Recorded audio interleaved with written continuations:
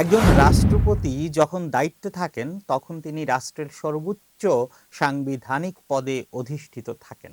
কিন্তু সেই রাষ্ট্রপতি যখন পদত্যাগ করেন তখন কি তিনি আইনের দৃষ্টিতে একজন সাধারণ নাগরিক হয়ে যান?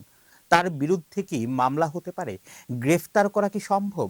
আর কেনই বা তার পদত্যাগের পরপরই দেশের বিভিন্ন রাজনৈতিক দল ও সংগঠন তার গ্রেফতারের দাবি তুলছে? আজকের এই প্রতিবেদনে আমরা আবেগ নয় বরং সংবিধান, আইন এবং বর্তমান রাজনৈতিক পরিস্থিতির আলোকে বিশ্লেষণ করার চেষ্টা করব। সাবেক রাষ্ট্রপতি মোহাম্মদ শাহাবুদ্দিন চুপ্পুর সামনে কি ধরনের আইনি ও রাজনৈতিক বাস্তবতা তৈরি হয়েছে তাই তুলে ধরব। 2026 সালের 24 জুলাই অসুস্থতার কারণ উল্লেখ করে মোহাম্মদ শাহাবুদ্দিন চুপ্পু জাতীয় সংসদের স্পিকারের কাছে তার পদত্যাগপত্র জমা দেন। দীর্ঘ রাজনৈতিক নাটকীয়তার পর এই পদত্যাগ দেশের রাজনীতিতে একটি নতুন অধ্যায়ের সূচনা করে। কিন্তু পদত্যাগের কয়েক ঘন্টার মধ্যেই সামাজিক যোগাযোগ মাধ্যম থেকে শুরু করে রাজনৈতিক অঙ্গন সবখানে একটি প্রশ্ন সামনে আসে: চুপ্পুকে কি এখন গ্রেফতার করা সম্ভব?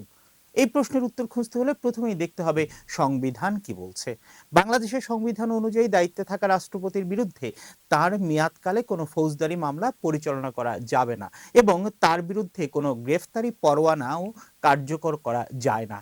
এটি রাষ্ট্রপতির সাংবিধানিক দায়মুক্তি বা ইমিউনিটির অংশ। কিন্তু গুরুত্বপূর্ণ বিষয় হলো এই সুরক্ষা কেবল রাষ্ট্রপতির দায়িত্ব পালনকাল পর্যন্তই কার্যকর থাকে। অর্থাৎ পদত্যাগের সঙ্গে সঙ্গেই সেই সাংবিধানিক দায়মুক্তির অবসান ঘটে।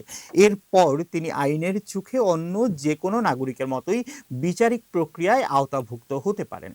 তবে এখানেই একটি বিষয় পরিষ্কার করে বলা জরুরি: দায়মুক্তি শেষ হয়েছে মানেই গ্রেফতার করা বাধ্যতামূলক এমনটা নয় কিন্তু। কারণ বাংলাদেশের আইনে কাউকে গ্রেফতার করার জন্য অবশ্যই আইনি ভিত্তি থাকতে হবে। অর্থাৎ তার বিরুদ্ধে নির্দিষ্ট অভিযোগ, মামলা, তদন্ত বা আদালতের নির্দেশ থাকতে হবে। শুধুমাত্র রাজনৈতিক দাবি বা জনমতের ভিত্তিতে কাউকে গ্রেফতার করা আইনের শাসনের সঙ্গে সামঞ্জস্যপূর্ণ নয়। কিন্তু কেন তার গ্রেফতারের দাবি এত জোরালোভাবে উঠছে? পদত্যাগের পরপরই ন্যাশনাল সিটিজেন পার্টি বা এনসিপি, বাংলাদেশ খেলাফত মজলিস, ইনকিলাব মঞ্চ, গণ অধিকার পরিষদ সহ একাধিক রাজনৈতিক দল ও সংগঠন সংবাদ সম্মেলন এবং বিক্ষোভ কর্মসূচি পালন করে তাদের বক্তব্য, রাষ্ট্রপতি হিসেবে দায়িত্ব পালনকালে তিনি ক্ষমতার অপব্যবহার করেছেন এবং বিভিন্ন রাজনৈতিক ঘটনায় বিতর্কিত ভূমিকা পালন করেছেন। বিশেষ করে 2024 সালের ছাত্র জনতার আন্দোলনের প্রেক্ষাপটে তার ভূমিকা নিয়ে তারা প্রশ্ন তুলেছে। এনসিপির নেতারা বলছেন, যদি আইনের শাসন প্রতিষ্ঠা করতে হয় তাহলে সাবেক রাষ্ট্রপতির বিরুদ্ধেও নিরপেক্ষ তদন্ত হতে হবে। অন্যদিকে খেলাফত মজলিস এবং আরো কয়েকটি দলও ক্ষমতার অপব্যবহারের অভিযোগ তদন্তের দাবি জানিয়েছে। এখানে আরেকটি বিষয় আলোচনায় এসছে, সেটি হলো তথাকথিত সেফ এক্সিট বিতর্ক। বিরোধী রাজনৈতিক দলগুলোর অভিযোগ, অসুস্থতার কারণ দেখিয়ে পদত্যাগের মাধ্যমে তিনি একটি নিরাপদ প্রস্থান নিশ্চিত করার চেষ্টা করেছেন। যদিও এই অভিযোগের পক্ষে এখন পর্যন্ত আদালতে প্রমাণিত কোনো সিদ্ধান্ত নেই, তাই এটিকে রাজনৈতিক অভিযোগ হিসেবেই দেখা উচিত। একই সঙ্গে বিভিন্ন দল সরকারকে আহ্বান জানিয়েছে, তদন্ত শেষ না হওয়া পর্যন্ত যেন তাকে দেশ ছাড়ার সুযোগ না দেওয়া হয়। তবে বিষয়টি এত সহজ নয়, কারণ আইনের পাশাপাশি এখানে রয়েছে মানবিক এবং প্রশাসনিক বাস্তবতা।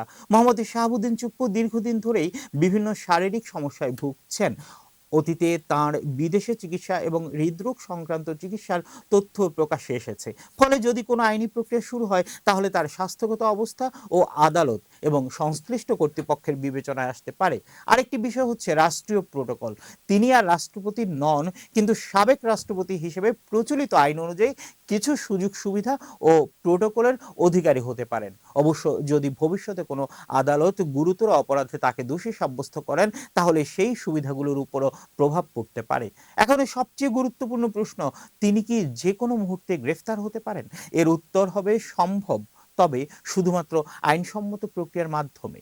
অর্থাৎ যদি তার বিরুদ্ধে গ্রহণযোগ্য অভিযোগের ভিত্তিতে মামলা হয়, তদন্তে পর্যাপ্ত তথ্য প্রমাণ পাওয়া যায়, অথবা আদালত কিংবা আইন প্রয়োগকারী সংস্থা আইনের বিধান অনুযায়ী ব্যবস্থা নেয়, তাহলে গ্রেফতারের পথ উন্মুক্ত থাকবে। কিন্তু যদি এমন কোনো মামলা বা আইনি ভিত্তি না থাকে, তাহলে শুধুমাত্র রাজনৈতিক চাপের কারণে গ্রেফতার করা আইনের শাসনের নীতির সঙ্গে সাংঘর্ষিক হবে। সুতরাং বর্তমান পরিস্থিতিতে আমরা দুটি বাস্তবতা দেখতে পাচ্ছি। প্রথমত, সাংবিধানিক দায়মুক্তি শেষ হয়েছে। দ্বিতীয়ত, গ্রেফতারের জন্য এখনো আইনগত প্রক্রিয়া সম্পন্ন হওয়া জরুরি। অর্থাৎ এখন বলটি সম্পূর্ণভাবে তদন্ত সংস্থা, আইন শৃঙ্খলা রক্ষাকারী বাহিনী এবং বিচার বিভাগের কোর্টে। সবশেষে বলা যায়, সাবেক রাষ্ট্রপতি মোহাম্মদ শাহাবুদ্দিন চুপ্পুর পদত্যাগ বাংলাদেশের রাজনীতিতে একটি গুরুত্বপূর্ণ মোড় তৈরি করেছে। তবে তার ভবিষ্যৎ নির্ধারণ করবে রাজনৈতিক বক্তব্য নয়, বরং তদন্তে কি তথ্য উঠে আসে তার উপর, আদালত কি সিদ্ধান্ত দেয় এবং আইন কিভাবে প্রয়োগ করা হয় তার উপর।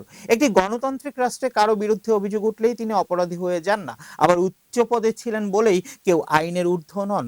তাই এই পুরো বিষয়টির চূড়ান্ত উত্তর নির্ভর করবে আদালত, তদন্ত এবং আইনি প্রক্রিয়ার উপর।